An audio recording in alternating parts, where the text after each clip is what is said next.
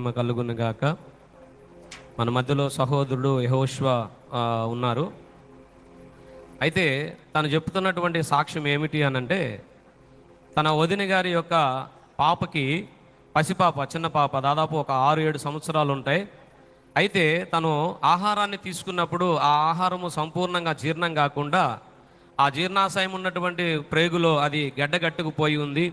తర్వాత 2 రోజులుగా ఆహారం తినట్లేదు అని తనని డాక్టర్ దగ్గరికి తీసుకువెళ్ళి చూపించినప్పుడు ఆ స్కాన్ చేశారట. ఆ స్కాన్లో ఏమైంది అని అంటే, ఆహారం అంతా కూడా రౌండ్గా గడ్డగట్టుకుపోయి ఒక పెద్ద ఉండలాగా తయారైపోయింది అని చెప్పి డాక్టర్లు చెప్పి ఉన్నారట. అయ్యా మరి ఏం చేయాలి, మరి పాప ఆహారం తీసుకోవట్లేదు అని అంటే, అమ్మా దానికి చిన్న ఆపరేషన్ చేసి ఆ గడ్డను తీసివేయాలి అని చెప్పారట.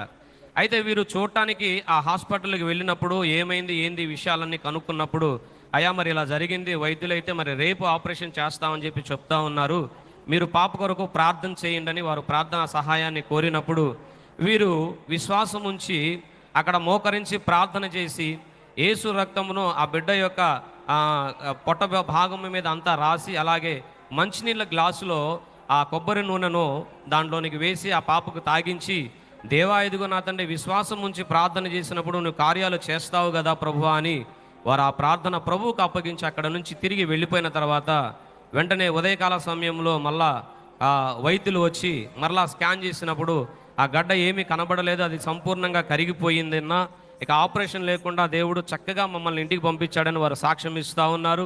అద్భుతం చేస్తున్న దేవునికి మహిమ కలుగును గాక. హల్లెలూయా.